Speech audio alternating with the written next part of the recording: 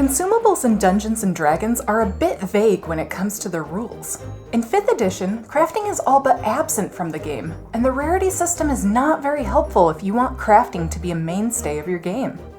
Despite these rules being difficult for crafters, they do shed some light on interesting mechanics when it comes to spell scrolls. The feature of spell scrolls as consumables leads the way when it comes to implementing emergency spellcasting homebrew rules for your wizards. Spell scrolls are detailed in the Dungeon Master's Guide on page 139. As a quick summary, they are spells that are written onto a scroll where anyone who can read them can attempt to activate them. In addition to this, they are also single-use. Once activated, the scroll destroys itself. A few pages later in the DMG on page 141, we come across the rules for spells and magic items. The notable piece of information we're pulling up here is that spells and magic items do not use spell slots to cast, require no components, and are automatically cast at the spell's lowest level. All of these are true unless the magical item states otherwise. Now we're getting somewhere. We are about to look at stretching the rules a bit in their interpretation.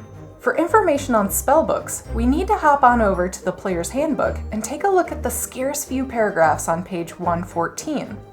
A wizard's spellbook contains spells of 1st level or higher, and wizards may transcribe spells that they find into their spellbook for 50 gold pieces and 2 hours of time per spell level.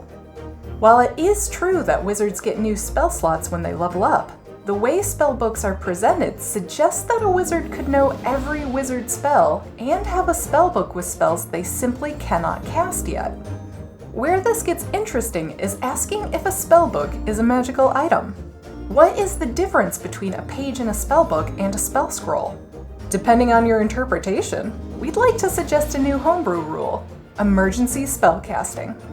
Let's say your party is on the ropes. A majority of them are down and your wizard is all out of spell slots. The party would need a miracle to get out of this situation alive. Your wizard's turn comes up and they need to think fast. So what do? They rip a page out of their spellbook and cast it like a spell scroll. This of course destroys the spell. The wizard loses that page and the information, and they'll have to relearn it or transcribe it again. But the party will live to fight another day because the wizard decided to make a sacrifice from their precious spellbook. The core premise of this homebrew rule assumes that there are no differences between a spell in a spellbook and a spell scroll. So essentially, every wizard is walking around with a stack of spell scrolls, and they can use them at will. They follow normal magic item rules. If the wizard has copied a spell into their spellbook that is over their casting level, they have to use a spellcasting ability check to see if they can use it as a spell scroll. What's great about this as a homebrew rule is that it is self-balancing. The spells are hard to find, there is a clear cost associated with their acquisition, and a fairly steep price associated with their use. Spell scrolls that are copied into a spellbook are destroyed anyway, so a player would have trouble duplicating or amassing a high number of extra spell casts anyway. Now we've come to the absolute limit here of stretching the rules. If the spellbook itself is a magical item, what's to stop a wizard from activating the whole thing at once?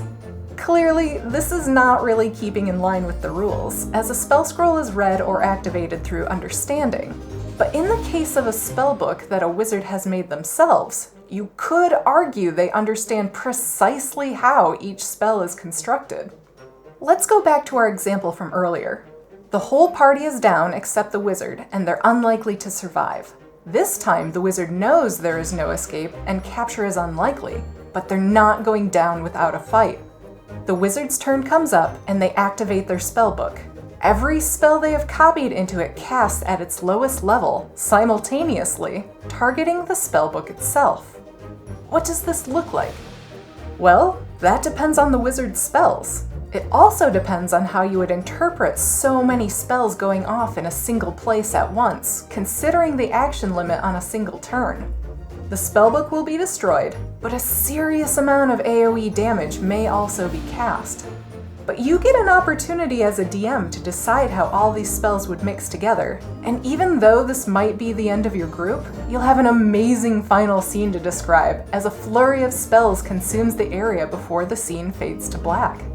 All in all, this could be a fun, yet extremely overpowered emergency homebrew rule.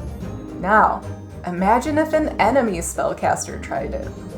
If you've come up with any spellcasting homebrew, let us know in the comments. If you liked this idea, check out our other videos and subscribe to the channel. Happy DMing!